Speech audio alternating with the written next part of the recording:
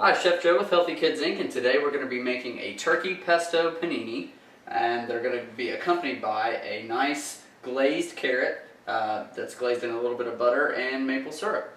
So the first thing we need to do is make our pesto. We've got some spinach leaves. You could also use basil or a combination of the two. I have some pine nuts.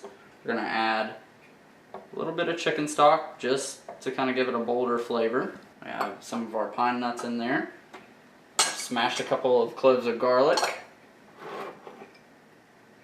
Hit it with some Parmesan cheese.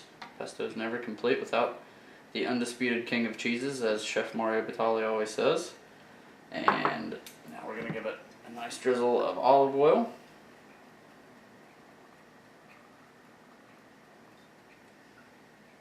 Pesto is perfect on chicken, fish, salads, and today our panini. Toss this up. Got it down just a little bit. Gonna add in some more spinach and the remainder of our grated Parmesan cheese.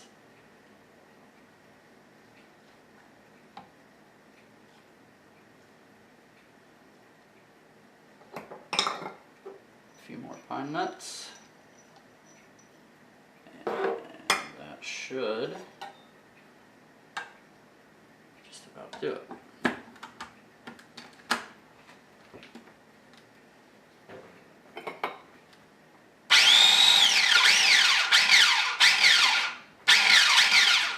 Alright, and that's what we're looking for.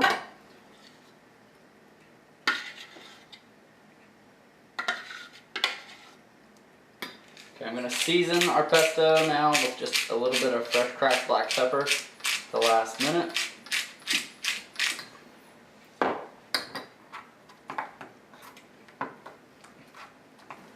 Alright, our pesto is ready. Do this over medium-high heat. We're going to add in syrup. We're going to drop our carrots in. We're going to let those glaze. To that, I'm going to add a pinch of salt, a couple cracks of black pepper. Give it a stir.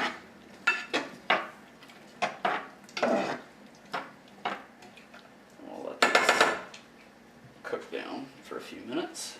Bring our heat back up on our pan, which we've sprayed. Now to assemble our panini, we've got our nice focaccia bread, pesto down,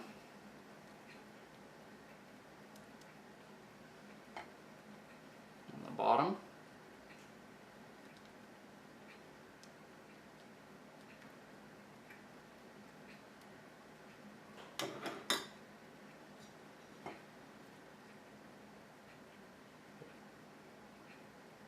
Double portion of turkey.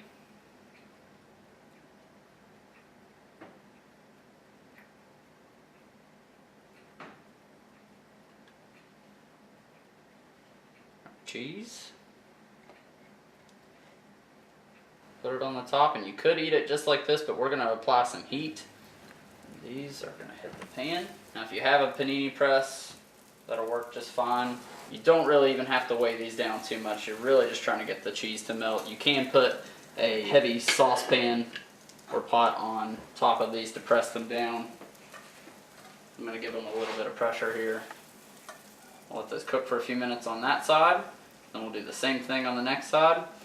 And if you can't do this in your kitchen, don't worry about it. Just put a little bit of heat to both sides and you'll be just fine. You could even use a brick wrapped in aluminum foil. Alright, so we're going to let those carrots glaze.